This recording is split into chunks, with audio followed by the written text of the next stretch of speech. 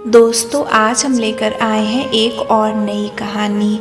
ये बहुत ही मज़ेदार और रस भरी कहानी है। पूरी कहानी सुनने के लिए अभी वीडियो को लाइक करें, चैनल को सब्सक्राइब करें और नोटिफिकेशन बेल को दबाना ना भूलें।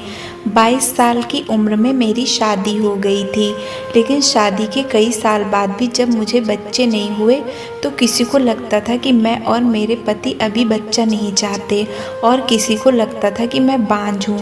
मेरे पति ने 4 साल तक बहुत कोशिश की, लेकिन हमें संतान सुख नहीं मिला। बांझपन का एहसास बहुत डरावना होता है। समाज, परिवार और रिश्तेदार तरह तरह के सवाल करते हैं और ये सब मुझे अंदर ही अंदर बहुत परेशान करता था। मुझे हैरानी होती है कि मर्द से कोई क्यों नहीं पूछता कि बच्चा क्यों नहीं हुआ। सवाल औरत से ही क्यों किया जाता है। खासकर हमारे देश में ऐसे सवाल दिल में सुई की तरह चुभते हैं, क्योंकि मैं जानती थी कि शायद पूरी ज़िंदगी मेरे बच्चा नहीं हो पाएगा। मुझे ज़िंदगी का कड़वा सच हजम करना था।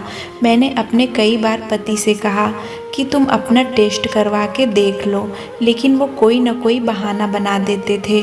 उन्हें लगता था कि मैं आदमी हूँ, मेरे अंदर कोई कमी नहीं हो सकती। सारी कमियां तो औरतों में होती हैं। जब किसी को पता हो कि वो माँ नहीं बन सकती तो हर समय ऐसा लगता है जैसे कोई बीमारी हो। चाहे कोई भी परिस्थिति हो, ऐसा एहसास होता है कि ज़िंदगी में सब कुछ अधूरा है।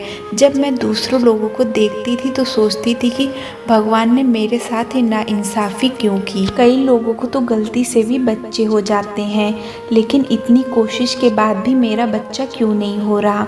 मुझे लगता था कि ज़िंदगी में माँ बनना सबसे बड़ा सुख है और ये सोच हर वक्त मेरे साथ रहती थी।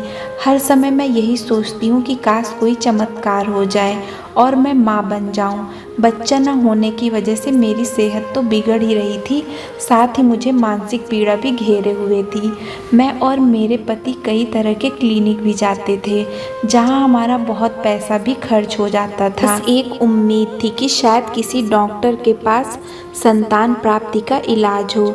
अब मेरी शादी को 7 साल होने को आया है और बच्चे की चाहत मेरे दिल में है। मैं और मेरे पति कहने को तो घूमने जाते हैं, खाना खाते हैं और खुश दिखने की कोशिश करते हैं, लेकिन संतान सुख का खालीपन कहीं न कहीं हमें आज भी खलता है। हमें कई लोगों ने बच्चा अडॉप्ट करने की भी बात कही, लेकिन मैं अभी तक तैयार नहीं हुई थी। मैं अभी 33 साल की हूँ और चाहती हूँ कि 2 साल तक और इंतज़ार करूँ, फिर शायद बच्चा हम अडॉप्ट करने के बारे में सोचेंगे। आज जब मैं बैठी सोचती हूँ तो दिल में यही ख्याल आता है कि काश कोई चमत्कार हो जाए और मेरी सूनी गोद भर जाए। दोस्तों, इस दुनिया में बांझ होना समाज की नज़र में कोई श्राप से कम नहीं है, बल्कि कि संतान सुख को प्राप्त करना अपने बस में नहीं है।